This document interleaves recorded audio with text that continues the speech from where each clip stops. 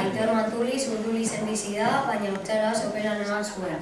Biologia ikasi zuen, bere zaletasunen artean, kirola, bidaia, natura zaintzea eta nekazaritza ekologikoa. Bidaia esente egiten ditu, haien artean Namibia, Botswana, Zimbabue, Vietnam, Tailandia, Laos, Kanboia eta Txina. Egin duen azken bidaian, 6.400 kilometro egin zituen Mekongi ibaia goraz bizikletaz eta 2.100 kilometro piraguaz ibai erdera. Eskerrik asko Aitor, zu denbora gurekin partekatzeagatik. Bidali genizun e-mailean komentatu genizun bezala, gure giderako enbasadoren artean zu sartu nahi zintu. Zu aukeratu zaitugu kirol trebea eta abentura zalea zarela. Zure blogean irakurri dugu natura, kirola eta abentura direla zure zaletasunik importanteena. Hauen agira, galdera batzuk egin nahi dizkizu. Bidaiak tirala eta badakigu bidaiak bakoitza bere garrantzia duela, baina zein izan da gustukoena? Bueno, gustokoena esateko azkenengo hau. Beti azkena izaten dira hoberenak, baina bai, batez ere orain dela 2 urte egindakoa izan zen pasada. Hori Mekongi ibaia bizikletaz jutea betik Vietnametik Txinara bizikletaz, hori zen pasada bat, eta gero jaistea Piragorekin izan zen izugarri. Baina baita badaukat buruan beste bidai bat, bizikletaz hasi nintzenean bidaiatzen, orain duela 5 urte edo, eta hori bai markatu zitzaia pilo bat. Esperientzia izan zen oso interesgarria hori, zelako lehenengo aldia bizikletarekin ibiltzen beste herrialde batean. Eta noiz sortu zitzaizun bidaiak egiteko gogoa? Bueno, ja txikitatik pilo bat bidaiatu nuen nire gurasoekin, batez ere hemendik peninsulatik, eta gero nire lehengusua da esploradore moduko bat, eta 20 urterekin hasi nintzen pentsatzen hegazkin bat hartzea Afrikara juteko, eta azkenean lan egin nuen pizkatxo bat, eta dirua lortu nuenean, joan nintzen Namibia, Zimbabue eta Botswanara. Eta, izan alda, 20 urterekin izan zen nire pasioa hori bidaiatzarena. Zure bideetan bizikleta esaten da garraia nagusia, zergaitik? Era ezberdin batean ikusten duzulako kultura, jendea, herrialde bat.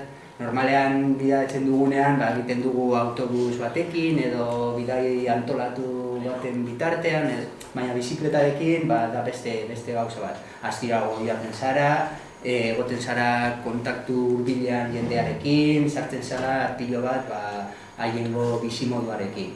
Eta baita behar dituzu pilo bat egun.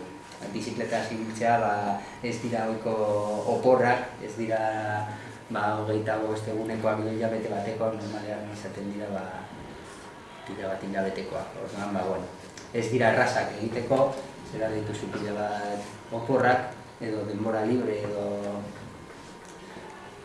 esan dirua azkenean da oso merkea bizikletarekin jutea, ez duzu autobusari ikartzen, ez duzu lo egiten hoteletan, camping dendetan, eta azkenean merkea da, baina da bitxia hori kontaktuagatik. Bizikletaz bidaiatzen baduzu ezin duzu motxila handirik eraman. Zure blogean nok de Brotasen eraman zenuen gauza zerrenda ikusi dugu. Badago sobran edo faltan izan zenuen gauzarik? Bueno, bizikletarekin ibiltzea da motxilero moduan, azkenean, motxilero izatea daude orain daude hasiko de moda, ni alforjekin joaten naiz. Alforjak badakizu esatik motxila txikitxoa jartzen dituzula parrillan, bizikletako parrillan, eta horrelakoak izango dira, eta azkenengo honetan eraman dituen lau alforja. Bi atzean, eta jarri nuen beste parrilla bat aurrean, txirrindulari, beste bi txikitxoak eramateko.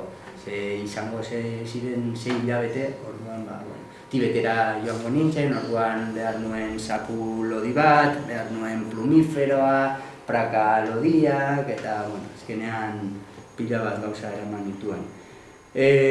Soberan, beti daude gauzak soberan. Azkenean eraman nuen portatil bat, argazki kamera, iPod, horiek ez dira beharrezkoak. Zer gehiago, camping denda, beharrezkoa, agian ez da beharrezkoa, baina arazoren bat izaten baduzu, egoten bazara 2 egun, 3 egun, herriren bat topatu barik, hobe da camping denda bat izatea lurrean alraso egin baino. Zer gehiago, beti eramaten dut bridak, badakizu zer diren, bridas. Bai, bueno, dira unas tiras de plástico eta, apurtzen zaizu zerbait, brida horiek dira pasabat eta cinta americana, beti eroaten dut, con cinta americana arreglas todo lo que sea. Eta gero, topatzen baduzu herriskaren bat edo, bertan agian konpondua dute zerbait. Gero kontatuko duzu eta esan nuen arazoren bat, hori txerritularekin. Baina beti, beharrezkoak diren gauzak dira, botikin bat. Tirita, betadine, gasak eta nahiko, txubaskero bat, kamiseta bat, praka bat. Eta besterik ez beharrezkoak diren gauzak horiek dira. Eta gero, ja hortik aurrera, cinta americana eta bridak, beti, eta jazta. Gero ja dira extras. Visa edo dirua, eta badago. Baina, badazpada, sartzen duzu pila bat gauza. Txubaskeroak, baita txubaskero prakak, ez dituzu eraten 2 kamiseta 3, 2 praka, kantxontxillo... bakarrik bi, Baina, zeratzen duzu astero garbitzen, egunero. Bideratzen dut batez ere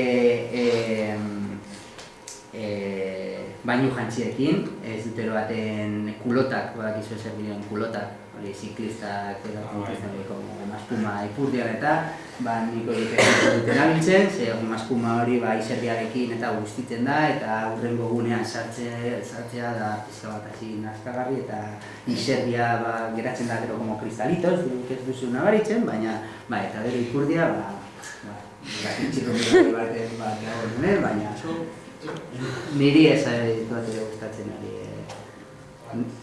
kuloteak. Zurbeetan hainbat lagun ezagutu dituzu, Niko, Martino, Eneko, non ezagutu zinuten, nola? Vale, badaukazu hor nok de blotas, justo hor agertzen da Eneko, begira, hori da, nirekin agertzen dena da Eneko, hori da nire lagun bat. Konpondu da? Oso, eso, máquina. Bueno, hori da Eneko, nire laguna. Bidaiatzen dudan bakoitzan, saiatzen dut berarekin egiten. Bakardadea dago nahiko ondo, sentitzen duzu zure barnean pila bat gauza, baina lagun batekin bidaiatzen baduzu, momentuak dira alaiagoak eta arazoak izaten badituzu hobeto eroaten dira arazoak. Orduan hori da nire lagun bat, txopelako lagun bat, hori Eneko. Gero esan duzu Niko, ezta? Niko ezagutu nuen Tibeten, azken bidai honetan. Hasi nintzen Enekorekin eta egin genituen 1.800 kilometro edo 2.000 horren inguruan. Eta bera joan zen Txinako hegoaldean, joan zen etxera, joan behar zuen lan egitera. Orduan geratu nintzen bakarrik eta hasi nintzen bidaiatzen berriro bakarrik eta topatu nuen Tibeten Nikorekin. Eta bera zen tipo bat lan egiten zuena Txinan eta bere oporretan hartu zuen txirrindula eta joan zen Tibetik bidai bat egitera. Eta Tibeten ezagutu nuen eta egun eman genituen. Eta gero bestea Martino, Nikorekin nintzen bitartean ezagutu genuen, nola zen hau. Bera zijoan Tibetik, nondik? Kazajistanetik Txinara zijoan, eta Txinara sartzerakoan Tibeten hor topatu ginen. gu agindua zen guruntz eta bera zijoan beruntz. Eta topatu ginen, eta bakarrik egun bat justu izen gaua eta lo egin genuen leku berean, eta bera zijoan bera, eta hitz egiterakoan ez egingo duzu, nondi zatu, ez dakiz, nire intentzioa, nire asmoak ziren, Mekon ibaia jaiztea piraguarekin. Joan Mekon ibaiaren kursoa edo jarraitzen goruntz, eta gero asmoa zen jaiztea beruntz piraguarekin.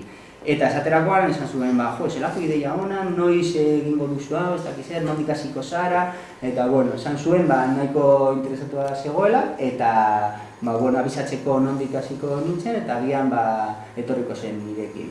Eta azkenean topatu ginen leku baten Txinako hegoaldean, erosi genituen 2 piragua, eta biok batera egin genituen 2.500 kilometro Mekoi ibaia bera. Orduan, 2 hilabete edo egon nintzen berarekin. Eta bidean erakutu nuen Martino. Italiarra zen. Eta niko argentinarra. Eta neko sopela Ziur gaude zure bidaietan hainbat pasa dizu gertatu zaizkizula, baina ezin izan da arraroena.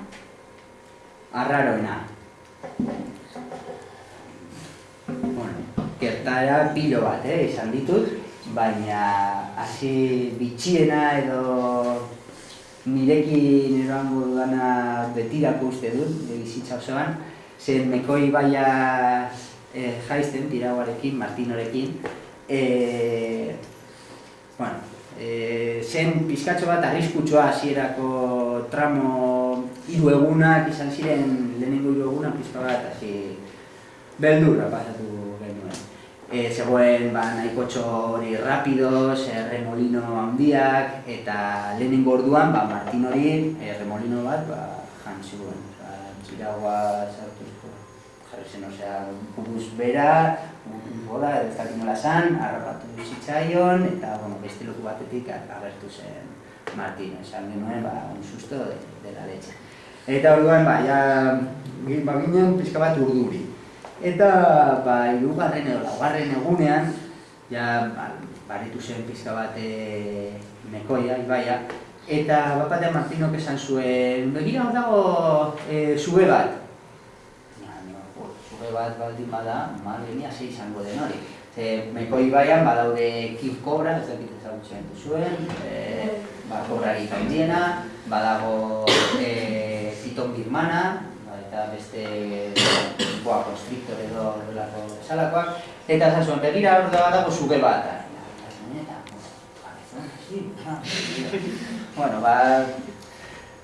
Joango gara ikustera. Ez da sube bat. Zer egontre da hori, nutria bat edo... Eta urbiltzerakoan ikusi honen nutria antxeko zerbait zela, eta zegoela remolino txiki batean saiatzen irteten remolinotik. Eta gezakoa zegoen horrela, eta batzutan egur ateratzen ahotiz, batzutan sartzen zen barrura ateratzen, nola botak egiten, izako eta sartu nuen remoa, handik ez zegoen remolino handirik, bakarrik hori txikia, baina berantzako zen oso handia, eta remoa hartu nuen, remoarekin horrela, eta geratu zen remoa, palan. Lasai, tranquil egon, orain joango gara ertxera, lasai egon, eta ikaratu egin zen, eta sartu nuen piraguan, horratzeko partean, eta zain geldi hor, orain joango gara ertxera, zetorren rapibillo batzuk, hor geldi eta beldurtu egin zen, ikaratu egin zen, eta berriro jauzi zen ulara. Eta ez nuen ikusi, zegoen beste rapido handiago bat. Piraguarako zen handia, baina berantzoko bestea baina askoz handiagoa. Eta sartu zen barrura, eta ez nuen ikusten, sartu nuen berriro pala, eta bera bazekien pala zen la vida, eta atera duen pala, eta zegoen horrela eta geni horrela, mesedez, jarriko dizut aurreko partean, zehazikoa zaizu gustatu, aurreko partean, venga, mesedez, lasai egon, ez zen aldebez, lehenengoan jarri duen hor aurrean, eta jauzi egin zen, eta aurrengoan atzean jarri nuen. venga, mesedez, egon hor, ura maneukan hor hogei litroko bidoi bat, egon hor, lasai, joango gara, ikusten duzu zerretatzen bezausten bazara, eta zetorren rapidilloa, macho. Bueno, orduan, jarri, hasi ginen etxera juten, ze ikusi duen horrelako ondartza txikitxo bat, eta batean mugitzen hasi zen, mugitzen. Eta zen nutria bat, horrelako antza, baina zen nutria bat. Eta, lasai, bado. Ze, Miko ibaia da nahiko zabala, orduan batetik bestera juteko, nahiko luzea da. Erdian basauz, erdian minutu txupare bat edo, ja izango dituzu ala gurutzatzeko. Orduan, azkenean batean nabaritu nuen zerbait hemen, bizkarren, Martino! Zer dago egiten? Martinorekin, Martino italiarra da, eta pentsatuko duzue, gazteleraz eta italiarraz hitzen ingo genuela, ez, ingelesez. No nos poníamos de acuerdo ni para atrás. Ez ginen adosten, hitz zuen italiaraz eta ingelesez, mesedez. Azkenean badira nahiko antzekoak, baina ezinezkoa ulertzeko. Azkenean, hori, zer daukat hemen, zer egiten ari da, daun nahiko hurbil zugan. Lasai, venga, goaz, lasai, eta, ez dakit zergatik, baina nik uste dut, daukatela antxasi como lianas edo, sentitzen zen, nahiko azalgo, eta hasi zen, igotzen, hemen irrazetatik horrela. Mira, Martino, it's beating me, ez dakit zer nion, me está mordiendo, lau igotzen. Eta zeukan horrelako garriak, eta, tira daño. Venga, lasai, goaz, eta jarraitu zen, eta azkenean jarri zen hemen txano, horrela, Eta sentitu zen, como super gustura, eta geratu zen orgoian, eta Martin hori begiratzen, eta Martino, barre egite, pirata moduko, baina loro beharrean, horrelako gintxak, azkenean, ailegatu ginen ertzera, ondartza txikitxora, eta ikusterakoan jaba ginela hurbil, bota zen, eta haien zuen pizkatxo bat, eta zegoen gizajoa, hori, dardarka, botaka egiten, eta goratzen dut oso zen bitxia edo polita, azkenean, ez baginan egongo, lian niko zen bitxoa. Eta, azkenean agian nintzen, ze hortik badaude suge handipilo bat, eta, gero konturatu ginen, hori zela mangosta bat, ez dakizena zer diren mangostak, bada el único bicho que es capaz de matar a una cobra. Kobra baten hori erasoa edo, hori da, oso ondo,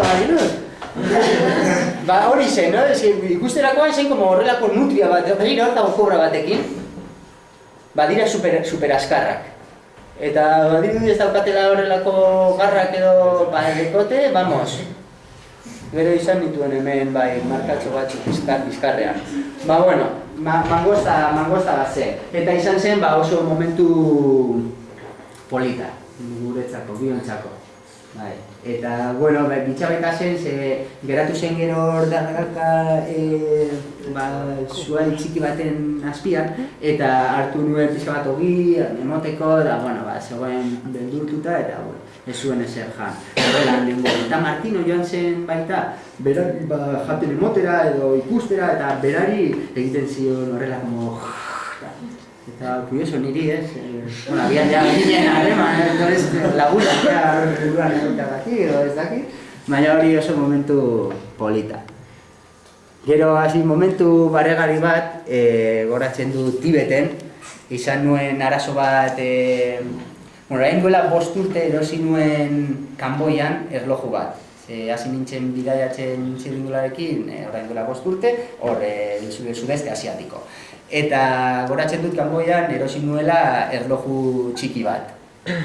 Mangosta. Erloju txiki bat, a juego con la avispa. Avispa zen nire bizikleta, zen horia eta beltza. Eta erloju hori zen horia eta beltza, eta ez neukan ez erlojuri, hor jartzeko en el manillar eta juego con la bici, erosiko dut erlojua, eta Kanboian erosi nuen erloju hori. Gero, Bangkokera iristerakoan, etortzeko na berriro botatzeko, lapurtu zitaten erlojua. Orduan, ez nuen ekarri eta nahiko pozik nire erlojuarekin. Orduan, hurrengo bidai honetan, Kanboiatik pasatzerakoan, esan nion enek hori. Pasatuko dugu pizkatxo baten, momentu baten denda batetik, erosteko hori, orain duela 3 urte erosi nuen erlojua hartzeko. Venga, bale, derto, ez dakize, ja ginen ara, eta tipoa akordatzen zen nigaz, erosi, ni esan nion erosi nizun erloju bat, gogoratzen dut, horia eta biltza tipoa gogoratzen zuen. Badaukazu horrelako berdin bat, eta hau zen, regateo, ez dakize, azkenean, gauza da, Tibeten berriro lapurtu zidaten erlojua. Zer, gatzen da erloju honekin, banekien berriro bultatzerakoan piraguarekin pasatuko nintzela leku horretatik Kanboiatik, orduan, berriro erosiko nuen beste bat. Baina gauza zen, batean etorri zen monje tibetano bat motorragaz eta bultatu zidan erloju bat. Makina eskerrik asko, berreskuratu nuen nire erloju famatu hori. Eta hurrengo egunean, hor banegoen Martinorekin, Nikorekin, Argentinarekin. Eta, igo genuen porto bat, zain handia, 3.000 metrokoa, eta jaizterakoan, justo hor goian hasi zen elurtzen, eta erabekin nuen itxaroteko Nikori hor beko partea. Izugarrizko txasegoen hor partea. Orduan, behan, nuen eta hasi nintzen konpontzen botegi, zegoen apurtuta. Eta batean etorri ziren bi tibetano edo txina. Azkenean ez dakit nortzuk ziren tibetanoak eta nortzuk txinatarrak. Arropagatik monjeak badira bai, baina hauek dira ziren tipo normalak, hain ziren monjeak, orduan ez dakit, txinatarrak edo tibetarrak zirela. Baina, gauza zen jaizi ziren motorragaz, eta hasi ziren txirrindula ikusten, ez dakiz tal, eta esan nion tipoari, jekeinuka eta, txinan izinezkoa da beraiekin komunikatzea, ez dakite ingelese, ez dakite. Eta baita hori, gure logika edo ez da berdina, oso zaila da beraiekin komunikatzea. Esan nion, venga, tío, hemen jarri hortxe aurrean ikusteko, ja lapurtu didate erlojua zegoen manillarrean, etxerrundulako manillarrean. Eta, azkenean berriro joan zen atxera, etxerrundula zegoen atxean, eta, konturatxerakoan, joan ziren, hartu zuten motorra, eta, kristona egon aceleradora, joan ziren, eta, hori ikusterakoan, pentsatu nuen lapurtuta zegoela erlojua, normalean joaten dira oso astiro, aurrezteko gasolina eta hori ez kontsumentzeko horren beste. Eta joaterakoan Ainarin, jokatu nuen atxera, me cago en la marea lapurtu dira erlojua. Gauza gustatu zitzaidan edo, banengoen oso aserre eta baziren, agian goizeko 12ak edo. Eta, arratsaldeko 5etan edo, jarraitzen ginen hor txirrindulagaz, eta, nengoen momentu guztietan pentsatzen, ikusten badu tipoa, harritu nintzen, normalean oso baketsua naiz, baina momentu horretan, beti nengoen pentsatzen, como que le metía una paliza al tío, zergatik, lapurtu dira erloju hori, azkenean Martino Niko zegoen oso urrun eta itxaron nuen. Bapatera etorri ziren bi neska, con las manadas de jak, Tibeten badaude pila bat jak, dira mungo behiak, eta urbitu ziren bi neskatxo. Eta nengoen superaserre, ez neukan gogorik itxegiteko beraiekin, azkenean zerbait esaten bideia inglés, ez dakit txinata edo tibeta ez dakit ze hizkuntzan itxegiten zuten horiek. Baina, keinuka ez dakiz, hasi nintzen pizka bat, hasi, gautsiko dut hori erlojuarena.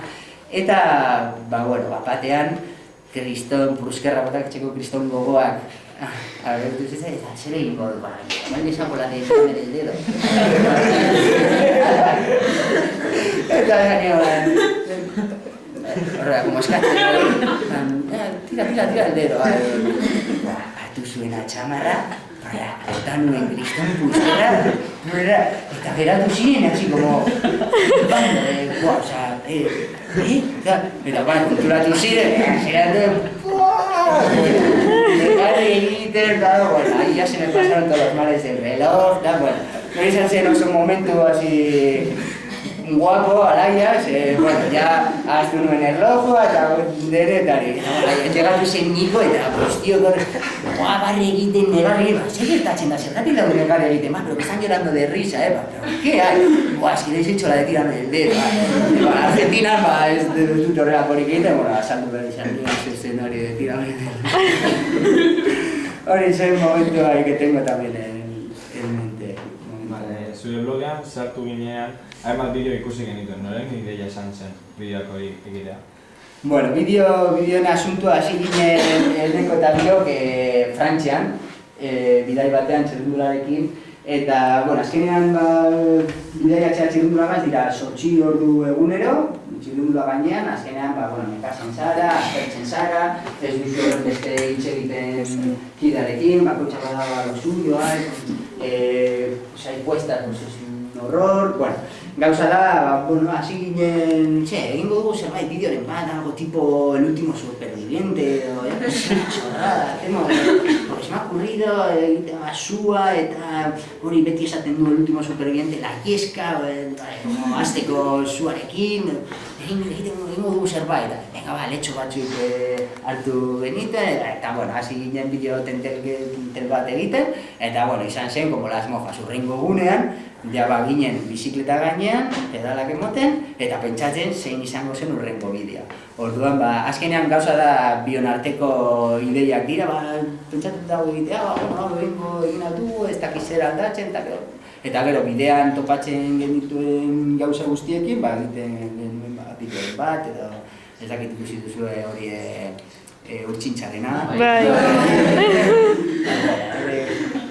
Ez zegoen bizirik, urtsintxa, zegoen hilda errepidean, baina, pentsatu nuen, egiteko hori... Hau da, gehien gustatzen zaidana. Ui, portatu!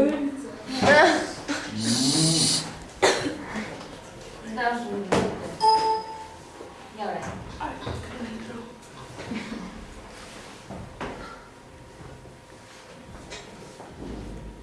Hori da niko, handa buena, beko argazkia.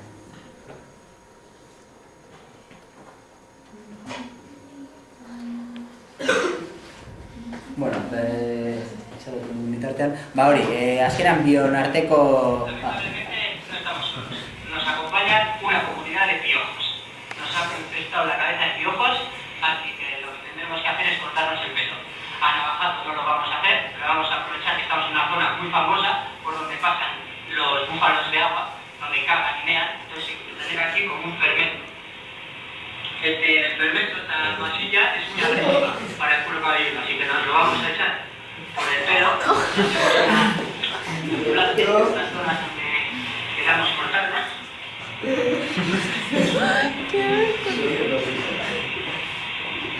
Como esa... Yo lo Adela. Espera, se me trae todo el pelo, ¿vale? Ahora que se dice mi ¿Le montaste estos dos? No, es que se me cago.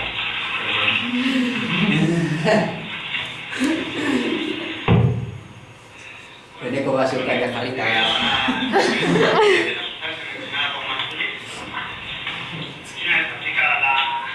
La sustancia, no podemos mantener mucho tiempo en la cabeza aplicada de fango, pues podría causar unos grandes daños en el cuero cabelludo. Como que rápidamente. Claro, se activa bien el baila. Vamos en una zona un tanto fangosa.